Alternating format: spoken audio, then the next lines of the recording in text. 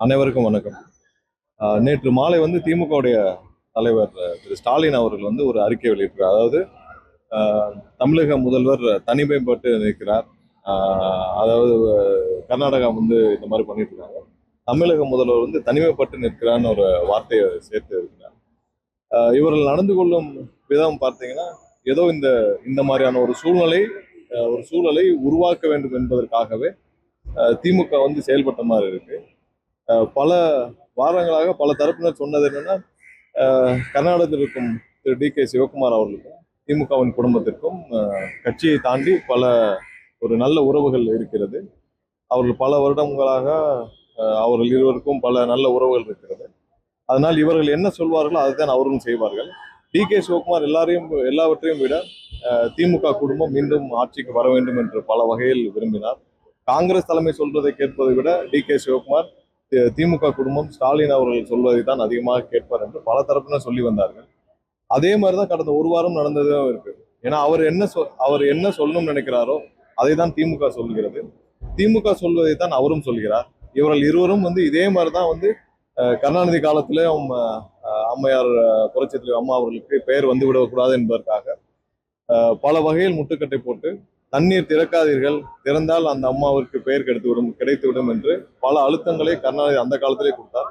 அதே தான் திமுக இப்பவே செய்யறது. இந்த வார்த்தை, அதாவது தமிழக முதல்வர் தனிமைப்பட்டு நிற்கிறார் என்ற வார்த்தை எந்த எந்த வகையிலும் தமிழக மக்களுக்கு ஒரு பின்னடைவை ஏற்படுத்த வேண்டும் என்ற நோக்கத்தோடு அவர் தெரிவித்தது போல உள்ளது.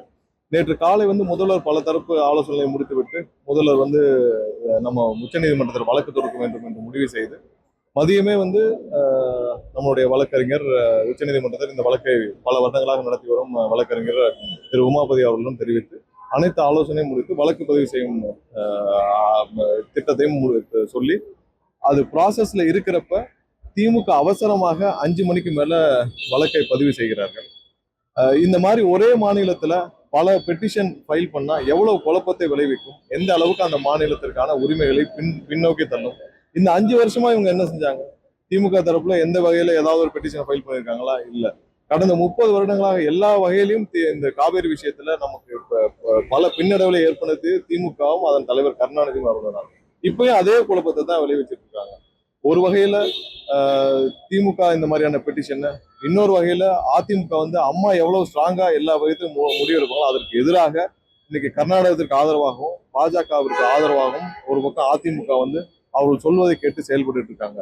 ஸோ இந்த மாதிரியான ஒரு சூழ்நிலையில் கண்டிப்பாக தமிழக மக்களின் உரிமையை காக்க நாளை உச்சநீதிமன்றத்தில் முதல்வருடைய உத்தரவின் பேரில் வழக்கு பதிவு செய்யப்பட உள்ளது. இந்த மாதிரியான பல குழப்பங்களை இங்க இருக்கிற கட்சிகள் மூலமாக டி கே சிவகுமாருக்கும் திமுக தலைமைக்கு இருக்கும் மிகப்பெரிய நெருங்கிய உறவு இந்த மூலமாக வெட்ட வெளிச்சமாக தெரிகிறது. இந்த மாதிரியான ஒரு தரங்கெட்ட விதமான இந்த நடவடிக்கைகளை இவர்கள் இதோடு குறைத்துக் கொள்ள வேண்டும். முதல்ல உங்களுடைய வேலையை பாருங்க. மக்கள் உங்களுக்கு என்ன தீர்ப்பு அளித்தார்களோ அதை முதல்ல நீங்க ரியலைஸ் பண்ணுங்க. தமிழகத்துக்கு எதிராக இந்த மாதிரியான செயல்பாடுகளை உங்க தந்தை கருணாநிதி அவர்கள் பல தமிழக விரோத செயல்களை செய்தார். அதையும் நீங்கள் தொடர்ந்து செய்யாதீங்கன்னு கேட்டுக்கிறேன்.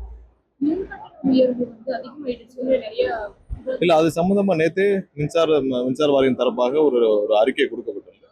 நம்ம ரீஅசஸ் பண்றோம் 15,000 பண்ணிருக்கோம். நேற்று இதுவரை 15,000 நேற்று மதியம் வரை பண்ணப்பட்ட அறிக்கையில அதுல 100 தான் மிஸ்மேட்ச் இருக்கு. மீண்டும் வந்து மற்ற எதெல்லாம் உயர்வாக காணப்பட்டது 3 மடங்கு 4 மடங்கு உயர்வாக இருந்ததோ அது எல்லாவற்றுக்கும் சேர்த்து இன்னொரு ஒரு வாரத்துக்குள்ள முடிக்கப்படும். பெரிய மிஸ்மேட்ச் இல்லை. 2 நாளைக்கு முன்னாடி வரைக்கும் தண்ணியே இல்லை, தமிழ்நாட்டுக்கு தண்ணியே இல்லைன்னு இருக்காங்க.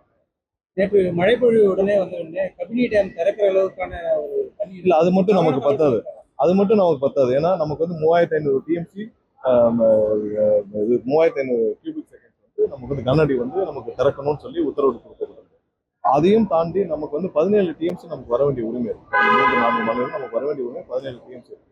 ஸோ இந்த 3500 கனஅடி வந்து ஒரு 4.5 டிஎம்சி தான் இருக்கு. அதை தாண்டி நமக்கு ஒரு 17 டிஎம்சி வருது. ஸோ இந்த ஒவ்வொரு தடவையும் வந்து இவங்க வந்து உபரி நீரை திறந்து விடுறதுலாம் நமக்கு இங்க நம்ம தமிழகம் அதற்கான சூழ்நிலை இல்லை. நமக்கு தேவையான உரிமை எங்க வந்து அவங்க வந்து காவிரி கமிட்டியில என்ன கொடுக்குறாங்க, ரெகுலேஷன் என்ன கொடுக்குறாங்களோ அதை அவங்க திறந்து விடணும். ஸோ இதை ஒவ்வொரு வருஷம் நம்ம இதை ஃபேஸ் பண்ணிட்டே இருக்க முடியாது. அதற்கான வலுவான வழக்காக இது பதிவு செய்யப்படும். அது இல்லாமல் ஒரு நீண்ட நாட்களாக நமக்கு தேவையான உரிமையை நிலைநாட்டுவதற்கு தேவையான வழக்குகள் பதிவு செய்யப்படும். நம்ம முதல்வர் பல வழிகளில் இதற்கு ஒரு சுமூகமாக தீர்வு காண எல்லா முயற்சிகளும் மேற்கொண்டார். ஆனால் எல்லா வகையிலும் டி.கே. சிவகுமாரன் சேர்ந்து கொண்டு இந்த திமுக குடும்பம் ஏதாவது ஒரு வகையில முட்டுக்கட்டை போடுவதற்கான முயற்சி இருந்தால் அது நேற்று எல்லா இதை நான் நேற்று ஒரே நாள் இவள் செய்த எல்லா விஷயத்தையும் பார்த்தால் உடனே வழக்கு உச்சநீதிமன்றம் தாக்கல் செய்யப்பட்டது. அதற்கு அடுத்து உடனே இமீடியட்டா அடுத்து வந்து தனிமைப்பட்டு நிற்கிறான்ற ஒரு வார்த்தையை போடுவது எந்த வகையில் தமிழகத்திற்கு எவ்வளவு பெரிய ஒரு தலைகுணவை ஏற்படுத்தும் இந்த வார்த்தை. அது இல்லாமல் டி.கே. சிவகுமாருக்கு இது எவ்வளவு பெரிய ஒரு நன்மதிப்பு ஏற்படுத்தும் அந்த வகையில் திமுக செயல்பட்டு இருப்பது அதுக்கு கடுமையான கண்டனத்தை எல்லா கட்சிகளுமே கர்நாடகா போக வேணாம் தான் சொன்னாங்க. அதை ஒட்டி தான் அந்த அறிக்கை. நம்மளுடைய வழக்கு தாக்கல் செய்யும் விஷயம் வந்து கண்டிப்பாக செய்ய போறோம். அது இல்லாமல் இதுக்கு உடனடியாக தீர்வு எப்படி வரும்? நமக்கு 29 நம்ம திறந்து விடணும்னு சொல்லிட்டு 3500 கணவனி திறந்து விடணும்னு சொல்லிட்டு ரெகுலேஷன் பண்ணி கொடுத்துருக்காங்க. நம்ம உடனே திறக்க முடியாதுன்னு சொல்றாங்க. அதுக்கு என்னென்ன வகையில் தீர்வு காண முடியுமோ அனைத்தையும் மக்களுக்காக எவ்வளவு இறங்கி போடுமோ முதல்வர் செய்வார். நம்ம வழக்கு தாக்கல் செய்யாமல் செய்வதை அடுத்து நம்ம சுமூகமான உறவையும் நம்ம சரி செய்யணுன்ற முயற்சிகள் முதல்வர் கண்டிப்பாக ஈடுபட்டார். ஆனால் எல்லா வகையிலும் இவர்கள் முட்டுக்கட்டு போறாங்க. எல்லாத்தையும் தாண்டி நம்ம இதுக்கு என்ன தேவை?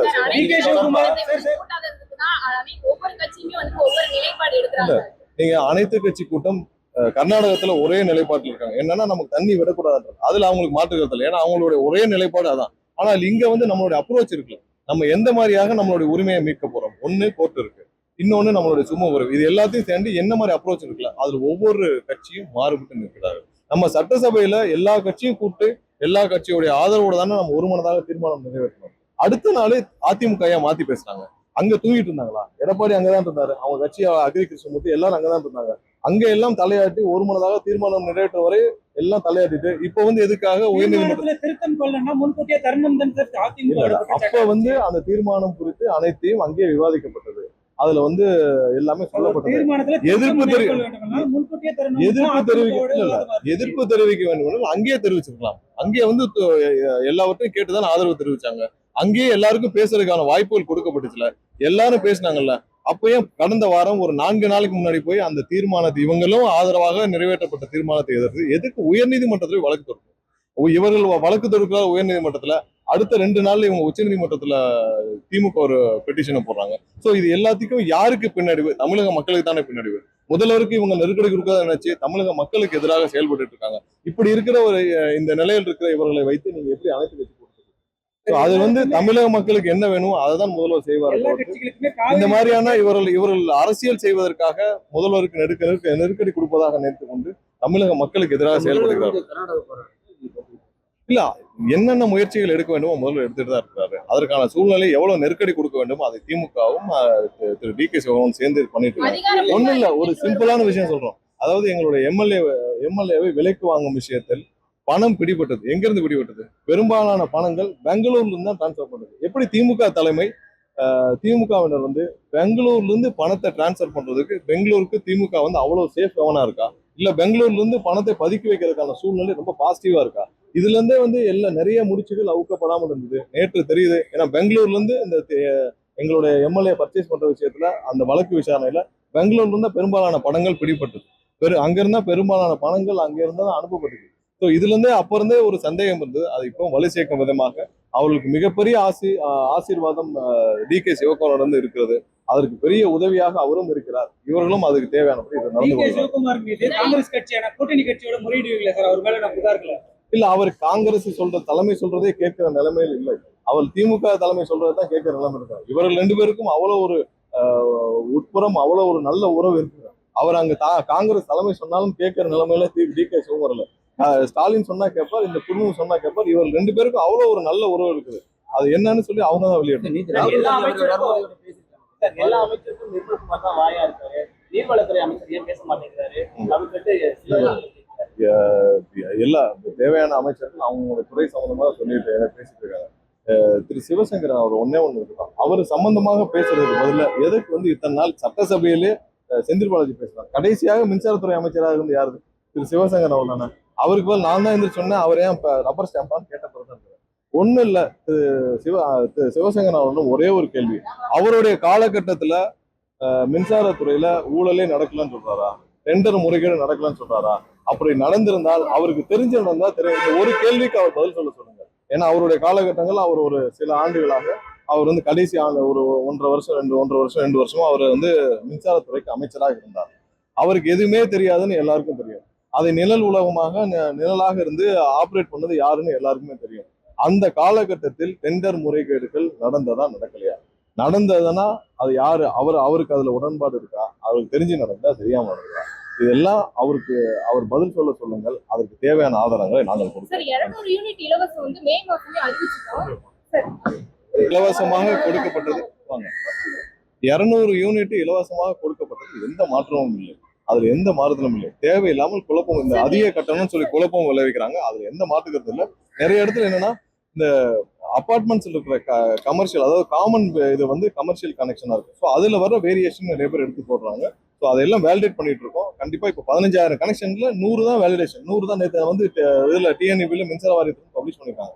மொத்தமா இதே மாதிரி 3,70,000 நம்ம தானாக முன் வந்து தான் மின்சார வாரியம் இந்த கணக்கெடுப்பு இந்த மாதிரியான அசஸ்மெண்ட் பண்ணிட்டு இருக்காங்க. தேவையில்லாமல் பொதுமக்களுக்கு குழப்பம் விளைவிக்க கால அவகாசம் கேட்கறாங்க. கால அவகாசம்